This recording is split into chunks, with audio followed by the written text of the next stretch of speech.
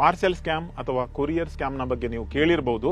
This is a dangerous thing. ಯಾಕಂದ್ರೆ ಕಳೆದ ಒಂದು ವಾರದಲ್ಲಿ ಸುಮಾರು 5 ಇನ್ಸಿಡೆಂಟ್ಗಳಾಗಿವೆ. ಇದರಲ್ಲಿ ಲಕ್ಷಗಟ್ಟಲೆ ಹಣವನ್ನ ಕಳೆದುಕೊಂಡವರಿದ್ದಾರೆ. ಇದು ಸ್ಪೆಷಲಿ ಆದದ್ದು ಮುಂಬೈ, ಬ್ಯಾಂಗ್ಳೂರ್ ಅಥವಾ ಚೆನ್ನೈ ಅಂತ ನಗರದಲ್ಲಿ. ವಿದ್ಯಾವಂತರನ್ನ ಟಾರ್ಗೆಟ್ ಮಾಡಿ ನಿಮಗೆ ಕೊರಿಯರ್ ಕಂಪನಿಯಿಂದ ಕಾಲ್ ಬರುತ್ತೆ. ಫೆಡೆಕ್ಸ್ ಇರಬಹುದು ಅಥವಾ DHL ಇರಬಹುದು. ಫೇಕ್ ಪೀಪಲ್ ನಿಮಗೆ ಕಾಲ್ ಮಾಡ್ತಾರೆ, ಯಾರೋ ನಿಮ್ಮ ಹೆಸರಲ್ಲಿ ಲ್ಯಾಪ್ಟಾಪ್ ಕಳಿಸಿದ್ದಾರೆ ಅಥವಾ ಡ್ರಗ್ ಅನ್ನ ಕಳಿಸಿದ್ದಾರೆ ಅಂತ. ನೀವು ಇಲ್ಲ ಅಂತ ಹೇಳ್ತೀರಾ, ಆವಾಗ ಅವರು ಹೇಳ್ತಾರೆ ನಿಮ್ಮ ಆಧಾರ್ ಕಾರ್ಡ್ ನಂಬರ್ ಕೊಡ್ತಾರೆ, ಹಾಗೇನೆ ನಿಮ್ಮ ಪ್ಯಾನ್ ಕಾರ್ಡ್ ನಂಬರ್ ಅವರೇ ಕೊಡ್ತಾರೆ. ಆವಾಗ ನೀವು ಪ್ಯಾನಿಕ್ ಆಗಿ ಇದಕ್ಕೆ ಸೊಲ್ಯೂಷನ್ ಏನಂತ ಕೇಳಿದ್ರೆ ಒಂದು 5 ನಿಮಿಷದಲ್ಲಿ ನಿಮಗೆ ಪೊಲೀಸ್ ಸ್ಟೇಷನ್ ಇಂದ ಕಾಲ್ ಬರುತ್ತೆ. ಆ ಪೊಲೀಸ್ ಸ್ಟೇಷನ್ ಇಂದ ನಿಮಗೆ ವಿಡಿಯೋ ಕಾಲ್ ಅಲ್ಲಿ ಬರ್ಲಿಕ್ಕೆ ಹೇಳ್ತಾರೆ. ವಿಡಿಯೋ ಕಾಲ್ ಅಲ್ಲಿ ಬಂದಾಗ ನಿಮಗೆ ನೀವು ಟ್ರಾಪ್ ಆಗಿದ್ದಾರೆ ಅಂತ ಗೊತ್ತೇ ಆಗುದಿಲ್ಲ. ಯಾಕೆಂದ್ರೆ ಕಂಪ್ಲೀಟ್ ಪೊಲೀಸ್ ಸ್ಟೇಷನ್ ಅಟ್ಮಾಸ್ಫಿಯರ್ ಅಲ್ಲಿ ಒಬ್ಬ ಪೊಲೀಸ್ ಯೂನಿಫಾರ್ಮ್ ಅಲ್ಲಿ ಆ ಫ್ರಾಡ್ ಸ್ಟಾರ್ ಇರ್ತಾರೆ.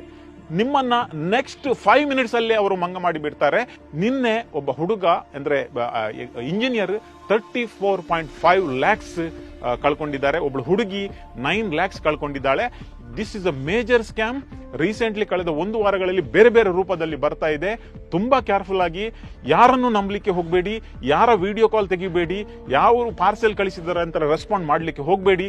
ಇಂತಹ ಸಂದರ್ಭದಲ್ಲಿ 1930 ನಂಬರ್ಗೆ ಕಾಲ್ ಮಾಡಿ ನಿಮಗೆ ಯಾರು ಹರಸ್ ಮಾಡ್ತಾರೆ ಅಥವಾ ಯಾರು ಫ್ರಾಡ್ ಮಾಡ್ತಾರೆ ಅಂತ ಕಂಪ್ಲೇಂಟ್ ಕೊಡಿ.